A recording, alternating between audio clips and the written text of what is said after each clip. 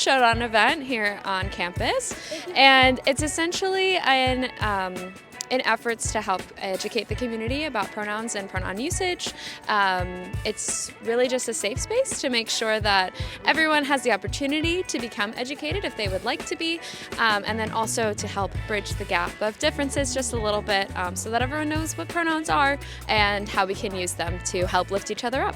If they don't know about pronouns, the best thing to do is to ask. If they misuse pronouns, gently correct them.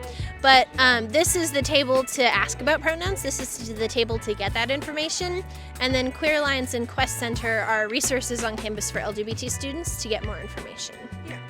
And pronouns themselves are just like a grammatical thing that you use in place of a name. So instead of saying Alex is in Alex's room, you'd say Alex is in their room, or Alex is in her room, or Alex is in his room, so that you're not saying the same thing over and over again. But some people don't use pronouns, so it's just their name, and it is Alex is in Alex's room, or something similar. So like to explain the concept of pronouns themselves, that's it. It's just a substitute for a name.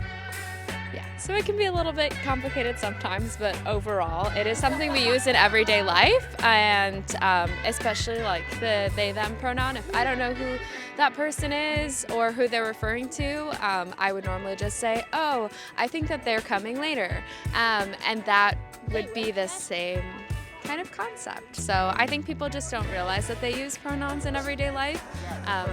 And that's pretty much it. That's where we'd start, because there's more to it, but that's where you'd start. People can be an ally by learning about queer culture or looking at the harmful laws that queer culture is facing right now, such as misgender surgery, expensive laws. Currently, one thing on topic is same-sex marriage. So if they become more aware about those, and they say like, oh, we can support that, they would better become an ally. Learning about queer culture would make people a better ally.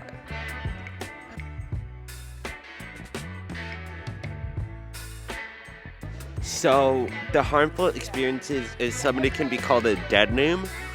If they transfer or become trans or create a new name, their old name is called a dead name. And so then their dead name also becomes dead pronouns. Now some experiences, parents may not accept them, kick them out. So the main things that need to be focused is ask people, hi, what are your pronouns? Hi, what's your name? What's your pronouns? Ask them before you just assume something. Yeah, I think it's really important. We didn't even know that this was a club. We even said it yesterday. We were looking at the flyer. We're like, oh, we didn't know we had the club on campus and stuff. So I think it's cool that they put the flyer and advertise it and have a booth out to help students and help everybody. Well, like she said, yeah, we saw the flyer for it. We also, didn't know that it was here, which was really cool because we were both in the Gay Straight Alliance.